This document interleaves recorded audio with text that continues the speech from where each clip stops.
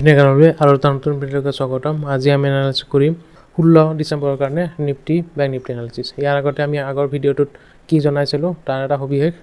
ইয়াৰ আগৰ ভিডিঅ'টোত আমি এটা জনাইছিলোঁ যে 400ত মাৰ্কেটখন এবাৰ আহিব, মানে এটা এইটো যিটো স্পেকুলেশ্যনৰ যিটো এটা আমি কৈ থৈছিলোঁ এইটো লেভেলত আহিব বুলি। চ' মাৰ্কেট আজি সেইটো লেভেলততো আহিল, কিন্তু যিটো চমৎকাৰ দিলে সেইটোহে ডাঙৰ কথা। চব ঠিক আছিল, মাৰ্কেটখনে ৰাতিপুৱা কি হ'ল খুলি পেলাই এইখিনি মানুহ তাৰপিছত ভাবি আছিলোঁ 400 এটলিষ্ট আমি 300 ভাবি আছিলোঁ যে ৰাতিপুৱা যিহেতু 100 পইণ্ট গেপ ডাউনতে খুলিছে, গতিকে 440 এনেকুৱাত আছিল। তাৰপিছত ভাবিলোঁ যে মাৰ্কেট আৰু অলপ তলত যাব, গতিকে 330 মানলৈকে আমি ভাবি আছিলোঁ যে মাৰ্কেটখন আহিব বুলি। তাৰপিছত 320ৰ পৰা যিটো ফল আহিল একেবাৰে 182, মানে তাৰ পৰা প্ৰায় 160 পইণ্টৰ তলত পেলাইছে। তলত পেলোৱাৰ পিছত মানে ৰিকভাৰী যিটো আহিব লগা, কাৰণ এইটো যিটো মুভমেণ্ট আছিল ন, এই যিটো মুভমেণ্ট আছিল এইটো মুভমেণ্ট আছিল স্পেকুলেশ্যনৰ। মানে ইয়াতে মাৰ্কেটৰ পইচা নহয়, এইটো যিটো হৈছে ন, ইয়াৰ পৰা যিখিনি আজি 5 তাৰিখে যিটো হৈছে এইটো কিবা এটা মানে স্পেকুলেটিভ যিবোৰ কেপিটেল হয়, মানে এটা মাৰ্কেটৰ পইচা নহয়, এইটো জাষ্ট মাৰ্কেটখন মুভ কৰাবৰ কাৰণে এটা পইচা এটা সোমাইছিল। সেইটো মুভমেণ্ট আছিল। তাৰ ফলত কি হ'ল, এইকেইটা দিন মাৰ্কেটখন এক্সপাইৰীৰ কাৰণে ষ্টেবল ৰাখি থৈ দিছিল, আৰু আজি কি হ'ল সেই পইচাখিনি ইয়াতে লিকুইডেশ্যন হ'ল। ঠিক আছে, এইটো লিকুইডেশ্যন হৈ গ'ল হয়, এবাৰ লিকুইডেশ্যন হৈছে। তাৰপিছত যিটো আচল মানি আহিব লগা আছিল এইটো তলৰ লেভেলত 24,200ত এটা ডিপত কিনি লৈ পেলাই মাৰ্কেটখন ওলাই দিছে। জোখতকৈ কিয় বেছি ওপৰত গৈছিল, যেতিয়া মাৰ্কেট তললৈকে আহিছিল তেতিয়া চেনচেক্সৰ আজি এক্সপাইৰী আছিল। চেনচেক্স এক্সপাইৰী হওঁতে যেতিয়া 400 ব্ৰেক কৰি দিলে বা নিফটি 500 যেতিয়া ব্ৰেক কৰি দিলে, এক্সেচিভ শ্বৰ্ট পজিশ্যন বনাই দিছিল, কাৰণ এক্সপাইৰী আছিল আজি, কল ৰাইট কৰিছিল। গতিকে এইখিনিলৈকে চব ঠিক আছিল। এইটোত ৰিকভাৰী, কাৰণ এই যিটো তলত পজিশ্যন এক্সট্ৰা 400ৰ তলত যিখিনি পজিশ্যন সেইটো জাষ্ট পজিশ্যন এক্সিটৰ কাৰণে হৈছে। পজিশ্যন এক্সিট মাৰি পেলাই কোনোবা বাইও কৰিছে, মানে এক্সচেঞ্জ অফ হেণ্ডছ বুলি কয়। এক্সচেঞ্জ অফ হেণ্ডছ মানে কি, মাৰ্কেটত এজনে পইচা সিহঁতৰ মাজত কোৱা থাকে বোলে আমি এইটো আজি এইখিনি টাইমত আমি এক্সিট মাৰিম আৰু আপুনি সেইখিনি ৰেটত কিনি ল'ব। তো মানে সিহঁতৰ আগতে কোৱা থাকে। তো কি হ'ল, ৰাতিপুৱা সেইটো এটা মানে এক্সচেঞ্জ অফ হেণ্ডছ বুলি কয় তাক। মানে মাৰ্কেটত যেতিয়া পাৰ্টি এ বা পাৰ্টি বিৰ মাজত যেতিয়া ট্ৰেনজেকশ্যন হয়, তেনেহ'লে পাৰ্টি এ আগতে ইনফৰ্ম কৰি থৈ দিয়ে বোলে এইখিনি টাইমত আমি এক্সিট মাৰিম বুলি। তো আৰু পাৰ্টি বিয়ে সেইখিনি টাইমত ৰখি থাকে, বোলে যেতিয়া কৈ দিয়ে বোলে আমি এক্সিট মাৰি দিলোঁ, আপোনালোকক অৰ্ডাৰ লগাই দিয়ক। চ' দে হেভ কি কয় সেইটো অৰ্ডাৰ লগাই দিলে, আৰু লগে লগে এজনৰ পৰা পজিশ্যন বা এজনৰ পৰা কণ্ট্ৰেক্ট আনজনলৈকে গুচি গ'ল, এক্সচেঞ্জ হৈ গ'ল তেওঁলোকৰ। তাৰপিছত কিন্তু এইখিনি ব্ৰেকডাউন হওঁতে যিমানখিনি শ্বৰ্টছ ক্ৰিয়েট হৈছিল ফ্ৰেছ, সিহঁত ট্ৰেপ হৈ গ'ল, আৰু তাৰ ফলত এটা শ্বৰ্ট কাভাৰী। আৰু বাকীটো যি হ'ল আৰু চেনচেক্সৰ এক্সপাইৰীয়ে কামাল দেখাই দিলে। ইমানখিনিও ভবা নাছিলোঁ যে ইমানখিনি ওপৰলৈকে যাব, কিন্তু এইটো পিয়'ৰলি মানে কি হৈ গ'ল, এতিয়া বিয়াৰ্ছৰ হাতত এতিয়া মাৰ্কেটখন তলত এইকাৰণে নাযায় কাৰণ বিয়াৰ্ছ ট্ৰেপ হৈ আছে। যোৱা প্ৰথম দিনতে যদি বিয়াৰ্ছ ট্ৰেপ হৈ থাকে আৰু যদি বায়াৰ্ছো আহিছে, ইয়াতে বহুত কিবা কিবি হৈছে। এতিয়া ডেটা যদি ওলাব যাওঁ তেনেহ'লে ভিডিঅ'টো বহুত দেৰিলৈকে আপলোড কৰিব লগা হ'ব, কিন্তু মই গোটেই কণ্টেক্সটখিনি চাব লাগিব আজি ক'ত কি হ'ল। কিন্তু যিমান যি হ'লেও আমাৰ পজিশ্যনবোৰ চব ঠিক আছিল, আমি ভাবা মতে হৈছিল। চ' আমি বাচি গ'লোঁ। ইনফেক্ট যোৱাকালি চবে কিছুমানে কমেণ্ট ছেকশ্যনত কৈ আছিল 7 লাখ লছ হৈছে বুলি।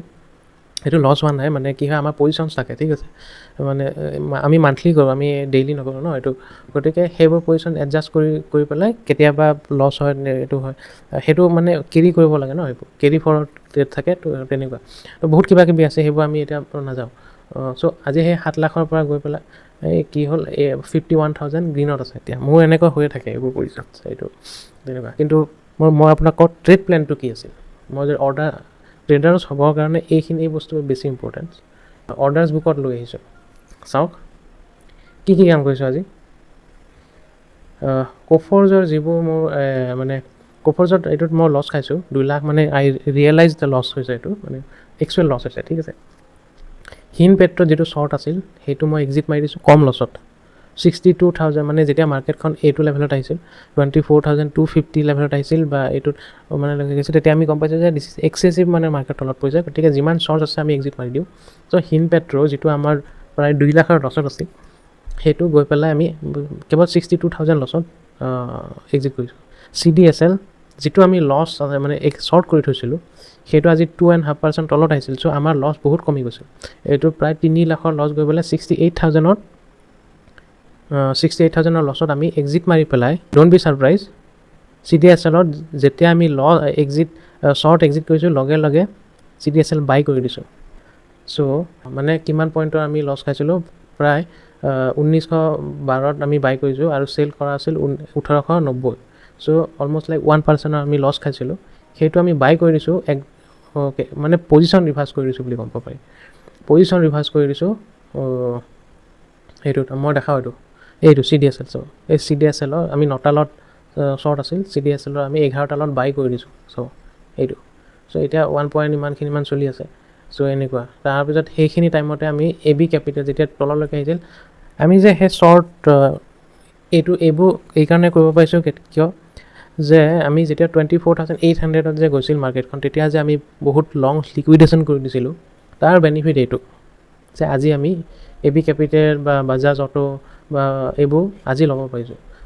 আৰু মাৰ্কেট আমাৰ CDSLত বেছি লাভ নহ'ল শ্বৰ্ট গৈছিলোঁ লাভ নহ'ল কিন্তু কাৰেক্ট টাইমত আমি লঙো গৈছোঁ গতিকে 68,000ৰ যিটো লছ সেইটো এতিয়া 1,60,000 এতিয়া গ্ৰীণ দেখাই আছে চ' লছ ৰিকভাৰ হৈ যাব হিন পেট্ৰল সেইটো নহয় ইণ্ডিয়া হোটেলছ এইটোত আমি শ্বৰ্ট আছিল এইবোৰ মই দেখাওঁ কি কাম কৰিছোঁ সেয়া হিন পেট্ৰ এইবোৰ এক্সিকিউট কৰা গৈছে AB কেপিটেল লগাইছোঁ আজি তো হিন পেট্ৰ এইটো দেখাইছোঁ ইণ্ডিয়ান হোটেলছত আমি বাই কৰি দিছোঁ যিটো আমি শ্বৰ্ট আছিলোঁ সেইটো লং গৈছোঁ চ' কাৰণ যেতিয়া মানে মাৰ্কেট দেখা পালোঁ যে ওপৰতে যাব ওলাইছে চ' এনেই সেইটো মই বহুত আগতে এক্সিট মাৰিব পাৰিলোঁ হয় কম লছত এক্সিট মাৰিব পাৰিলোঁ হয় বাট আমি ভাবি আছিলোঁ যে লং আৰু শ্বৰ্টৰ পজিশ্যনটো অলপমান আৰু এক্সট্ৰা টাইমলৈকে দিওঁ তাত আমি 1.7%ৰ মানে মাৰ্কেটখন যেতিয়া তলত আছিল ন তেতিয়া ইণ্ডিয়া হোটেলছত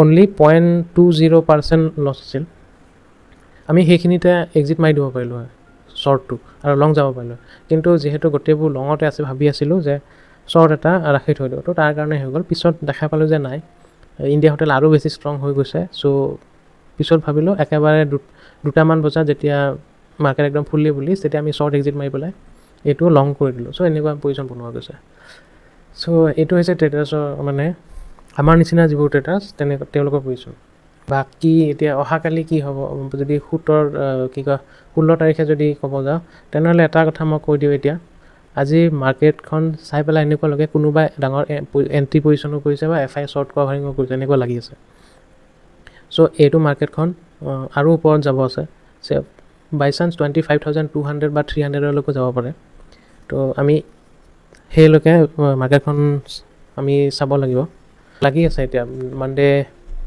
মাৰ্কেট আৰু এটা ডাঙৰ গ্ৰীণ কেণ্ডেল বনাব পাৰে উইথ বডি মানে খুলি পেলাই ওপৰলৈকে গৈ থাকিব পাৰে তেনেকুৱা চ' এইটো এতিয়া অলপমান কি হ'ল মাৰ্কেটখন অলপমান বুলিছ হৈ গ'ল এতিয়া চ' এনেকুৱা মাৰ্কেট ট্ৰেড কৰাৰ কাৰণে কিন্তু সেই মানে ৰিস্ক যোনে ল'ব পাৰে তেওঁলোকে ট্ৰেড কৰিব পাৰিব আৰু অলপমান এক্সপিৰিয়েঞ্চো থাকিব লাগিব এইখন আৰু এনেকুৱা মাৰ্কেট হৈ থকা নাই যে আপুনি বাই কৰিলে ওপৰলৈকে গুচি যাব তেনেকুৱা নহয় এইখন টান আছে মাৰ্কেট বহুতে লছো খাইছে আজি মই কিছুমান আছে ট্ৰেডাৰ্ছ বহুত লছ খাইছে তেওঁলোকে আৰু এনেকুৱা ভাইলেণ্ট মুভ হ'লে লছ হ'বই চ' আৰু এটা ছাইডে পজিশ্যন বনাব তাৰপিছত দেখা পালে সেইটো ছাইডে এণ্ট্ৰি মকাই নিদিব এনেকুৱা টাইপৰ মুভমেণ্ট দি আছিল আজি চ' টাফ মাৰ্কেট হয় মানডে আমি এক্সপেক্টেশ্যন এনেকুৱা ৰাখি থৈছোঁ যে